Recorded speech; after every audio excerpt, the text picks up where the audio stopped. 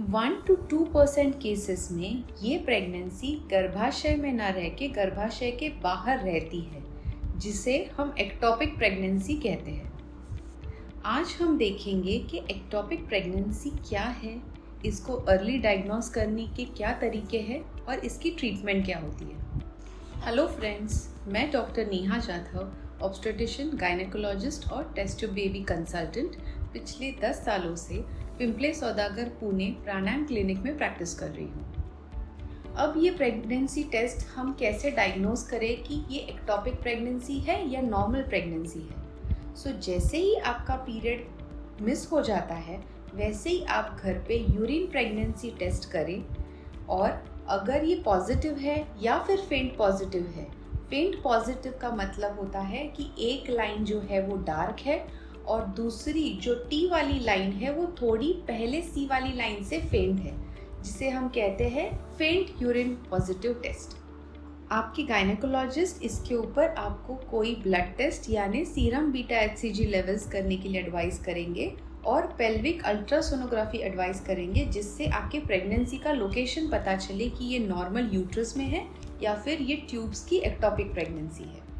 अगर आपकी UPT test positive आई है और सीरम बीटा HCG लेवल जो है वो 1500 to 2000 है, तो सोनोग्राफी पे आपकी प्रेगनेंसी गर्भाशय के अंदर दिखनी चाहिए।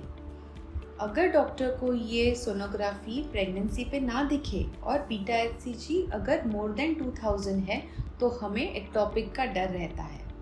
बीटा HCG की जो लेवल है वो नॉर्मल प्रेगनेंसी में हर 48 to 72 आवर्स दुगने से ज़्यादा बढ़ती है, पर अगर ये लेवल ब्लड में दुगने से ज़्यादा ना बढ़ती हो तो भी हमें एक्टोपिक प्रेगनेंसी के लिए इन्वेस्टिगेट करना बहुत ज़रूरी है।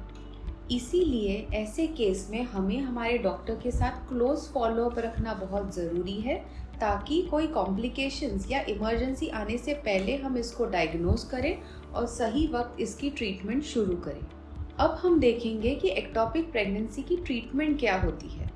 अगर हम एक्टोपिक प्रेगनेंसी जल्दी डायग्नोस करते हैं, अंदर ये गर्भ नलिका अगर रप्चर नहीं हुई है और अगर हमारा बीटा HCG हार्मोन ज़्यादा हद तक बढ़ा नहीं है, तो हम इसे किसी इंजेक्शन द्वारा पिघला सकते हैं और सर्जरी को अवॉइड कर सकते हैं। पर अगर सोनोग्राफी में ये प्रेगनेंसी काफ़ी हद तक बढ़ गई है, बीटा HCG लेवल्स 5000 के ऊपर है, बेबी के हार्ट बीट्स आ गए हैं और अगर ये गर्भ नलिका अंदर फूट गई है, तो ऐसे में ये इंजेक्शन का कोई उपयोग नहीं होता है और हमें सर्जरी द्वारा यानी दूरबीन से इसको निकालना पड़ता है।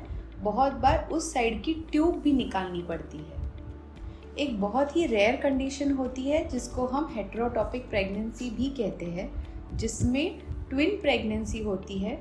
एक प्रेगनेंसी होती है गर्भाशय में और दूसरी एक्टोपिक प्रेगनेंसी होती है साथ ही गर्भ नलिका में, जिसमें हमें वो गर्भ नलिका वाली एक्टोपिक प्रेगनेंसी को डिसकंटिन्यू करना पड़ता है, और यूट्रस की अगर प्रेगनेंसी नॉर्मल है तो उसे हम कंटिन्यू कर सकते हैं। सो इस वीडियो का टेक होम मैसेज ये रहेगा कि जैसे ही आपका पीरियड मिस हो, आप जल्दी से यूरिन प्रेगनेंसी टेस्ट करें, और अगर वो पॉजिटिव या फेंट पॉजिटिव है, डॉक्टर का सलाह लें, जल्दी से सोनोग्राफी करके प्रेगनेंसी का लोकेशन कंफर्म करें, और अगर ये नॉर्मल है तो आप आपके मदरहुड की जर्नी एंजॉय करें। और ऐसे ही बहुत इन्फॉर्मेशनल वीडियोस के लिए हमारे चैनल को लाइक, शेयर और सब्सक्राइब करें।